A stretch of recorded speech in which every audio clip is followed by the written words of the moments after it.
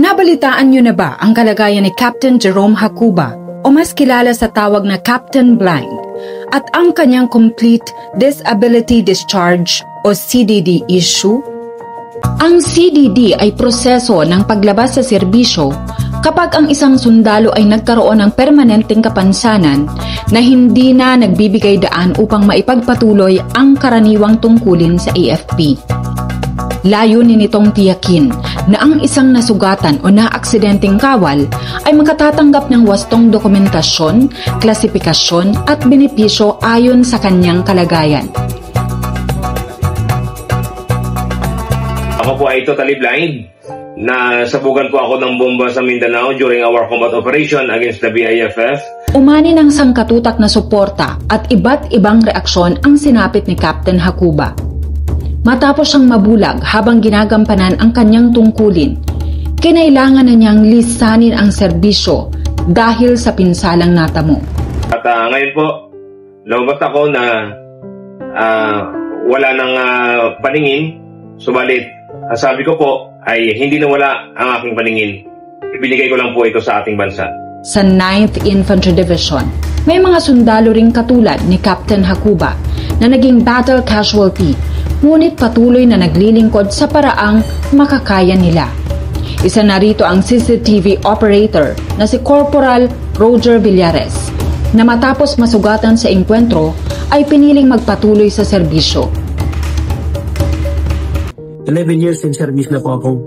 Ako po ay isang battle casualty sa bayan po ng Ruas, Albay, taong February 15, 2023. Na sabugan po ako ng landmine.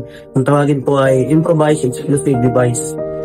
At nawalan po ako ng isang braso at isang pandinig po sa kanang tahi. Sa akin po bilang isang sundalo na PWD, mahirap po nung una na mag-adjust. Despite of my disability po, I motivate myself na makayanan ang lahat ng mga pagsubok na dinadaanan. Walan man po ako ng braso, pero yun nga po, para yun sa akin ng bayan. At nawalan din ang aking pandinig. Meron pa namang isang braso. Kaya patuloy pa rin po akong naglilingkod sa ating bayan. Abot po ng aking makakaya. Hindi man siya makabalik sa operasyon, nananatili ang kanyang kontribusyon sa seguridad at pagmanman sa loob ng kampo. Di rin nalalayo ang karanasan ng opisyal na si Captain Roca Casing na naputol naman ang paa habang nasa training. Limitado man ngayon ang kanyang galaw, nagpapatuloy pa rin siya sa tungkulin sa pamamagitan ng gawaing nangangailangan ng kanyang talino, karanasan at kakayahang teknikal. Maganda naman ang treatment sa akin. Fair naman. Marami pa rin opportunity sa akin. Sa trabaho naman, sa mga tasking, kinagampanan ko ng maayos yung trabaho ko as CEO ng maintenance company, finance officer, and as acting battalion XO. Kung anong tasking sa akin ng commanding officer ko, ng mission ng Philippine Army, sa tsaka unit namin, ginagawa namin yung trabaho talaga. And pag sa kaya ko, physically, ginagawa ko naman trabaho. Kasalukuyan ang nire-review ng AFP ang CDD policy upang maprotektahan at masuportahan ang mga wounded at disabled personnel. Katulad kong PWD, sundalo, huwag kayong ma-discourage kung anong nawala sa inyo. Attitude, nagawin yung trabaho mo. Ang tama.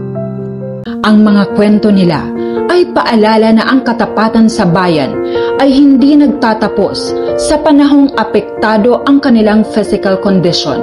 Patuloy itong umiiral sa anumang kapasidad at patuloy itong nagbibigay inspirasyon sa lahat na paglingkuran ang mahal nating bayang Pilipinas.